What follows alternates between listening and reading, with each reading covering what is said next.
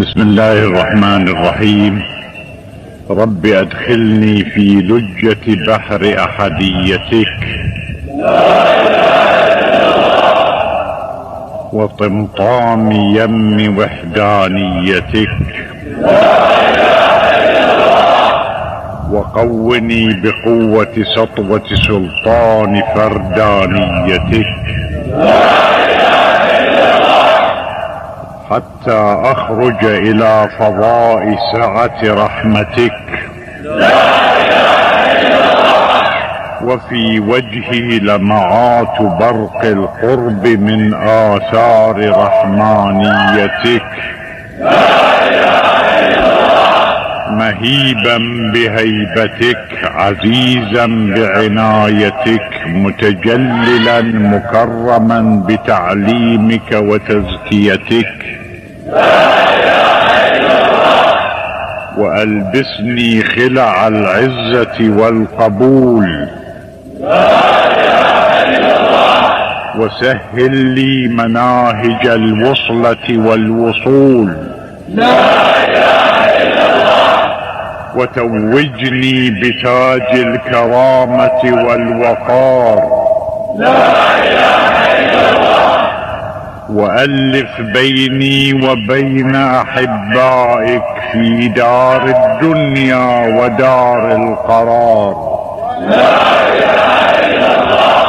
وارزقني من نور اسمك هيبة وسطوة تنقاد للقلوب والأرواح وتخضع لدي النفوس والأشباح، يا من ذلت له رقاب الجبابرة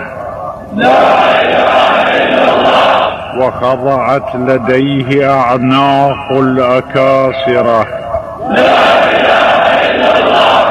لا ملجأ ولا منجا منك إلا إليك، ولا إعانة إلا بك، ولا اتكاء إلا عليك، ادفع عني كيد الحاسدين وظلمات شر المعاندين، وارحمني تحت سرادقات عرشك يا أكرم الأكرمين، أيد ظاهري في تحصيل مراضيك، ونور قلبي وسري بالاطلاع على مناهج مساعيك، إلهي كيف أصدر عن بابك بخيبة منك وقد وردته على ثقة بك، وكيف تيئسني من عطائك وقد أمرتني بدعائك، وها أنا مقبل عليك ملتجئ إليك، باعد بيني وبين أعدائي كما باعدت بين أعدائي،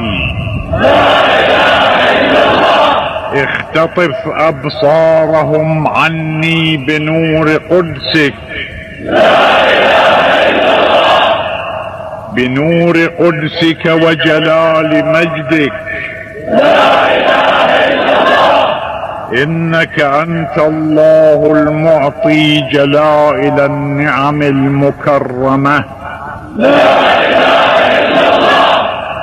إنك أنت الله المعطي جلائل النعم المكرمة لمن ناجاك بلطائف رحمتك، يا حي يا قيوم، يا ذا الجلال والإكرام، وصلى الله على سيدنا ونبينا محمد وآله أجمعين الطيبين الطاهرين.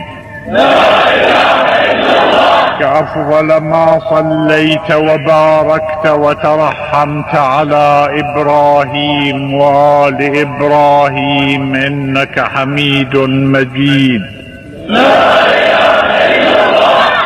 اتقوا الله حق تقاته ولا تموتن إلا وأنتم مسلمون.